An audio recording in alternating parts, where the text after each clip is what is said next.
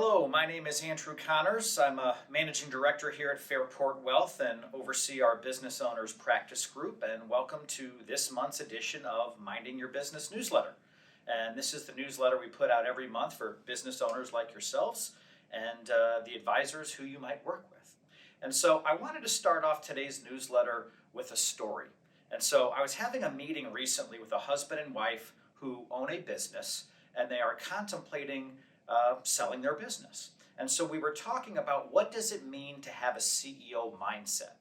And we were talking about what life after the sale of their business might look like for them. And I was explaining to them how having a CEO mindset doesn't change, it just evolves. And so going forward, what I was explaining to them was how they need to think about themselves now as CEOs of essentially a wealth management business. And they need to be in the business of understanding what are good questions they need to be asking of their advisors and of themselves so they make good decisions and be good stewards of their wealth going forward. And so when we're having this conversation, we started coming up with these 5 questions. And the first question was, how do I protect my wealth? And so once you have this sudden change of wealth, how do you protect it and how do you grow it going forward? And knowledge is power, obviously. So protecting your wealth means understanding what your investments look like, what your tax landscape looks like, what your estate plan looks like. Risks can take many different shapes and forms, and holding your advisors accountable and so that you can understand how to protect your wealth is important. Risk can also take the form of family risk. It's not just financial or potentially legal, it can be people risk. What happens if there's a family member, a son or a daughter that maybe goes rogue, so to speak, and has issues that puts the family wealth at jeopardy? The other thing that I think is really important when it comes to thinking about how do you protect your wealth, it's what does it mean to be a continuous learner? Read, read, read. There are a lot of books, there's a lot of people that have been in the spot that you're in or going to be in before, and learning from them, I think, is a great best practice. The second question we talked about that I think is another great idea is understand your blind spots. And really is, what are blind spots? Blind spots are the landmines that are out there that you might not see. And the thing is, you want to obviously not step on them. How do you do this? Lean on your advisors, ask them questions, ask them about the blind spots that you might not be aware of, ask them about the landmines that they have seen other families they work with maybe come across, and have them share those experiences with you. I think that's really important. Oftentimes, as an advisor and working with other accountants and attorneys who work with business owners, you always want to be careful how you deliver messages. And so understanding that it's important sometimes to share with families and owners the hard truth, i.e. those landmines and blind spots, is really important. Actually, to tell a story about another client here quickly, there was another family we were working with, and we were having this meeting, and this has been a pattern with this particular individual, is he always says, I trust you implicitly, Andrew, just take care of it. And, in this particular meeting, I had said to him, I really appreciate that you have this implicit trust. However, as a wise man once said, trust but verify. Never trust anyone that much. So food for thought.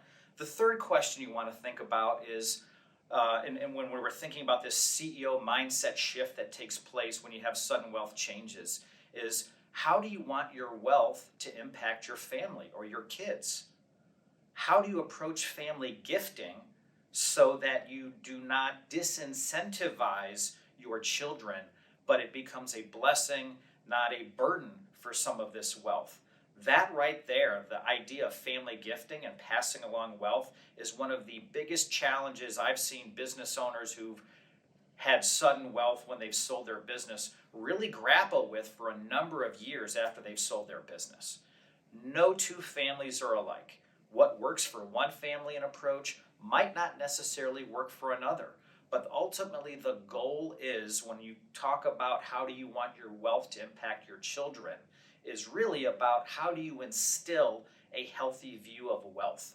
There was a great book by Malcolm Gladwell, wrote David and Goliath, and one of the chapters in this book talks about how entrepreneurs who create a lot of wealth, their children and next generation oftentimes don't have the same value set as their parents. And it's oftentimes because they grow up then in very different circumstances. In addition to thinking about how you want your children to benefit from your wealth, how do you want to enjoy your wealth? There's a speech, frankly, for lack of a better word, that I give a lot of families. I call it the time, health, and wealth speech. Those are the three things that you have limited supply of. How do you want to use them?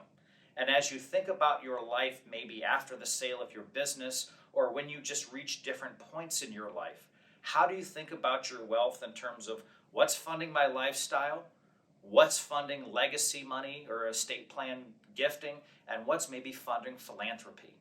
And having this understanding that now that I maybe have substantial wealth, but as we all get older, time gets less and less limited.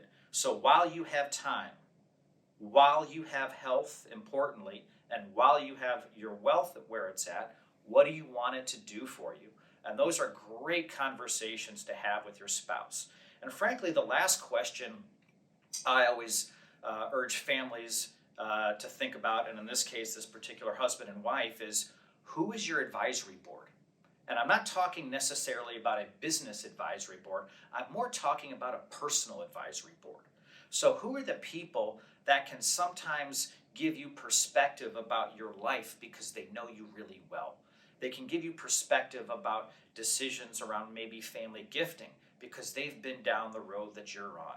That personal advisory board I always find to be an extremely common theme among families or individuals who are happy, successful, and just seem to have great outcomes in all aspects of their life. And it doesn't happen by accident. And that family advisory board can be friends, advisors, but having those people that you lean on and will tell you the truth because they know you well and they want great things for you is really important.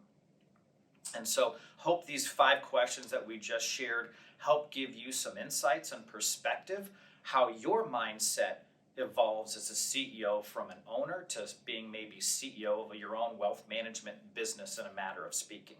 So hopefully that was helpful. There's some great content we've included in our newsletter this month. Hope you enjoy that content. We are here to be a resource and make a difference in the lives of business owners and their families. If you'd like to chat or have any questions or thoughts you'd love to share, we're always here for you. Have a great day.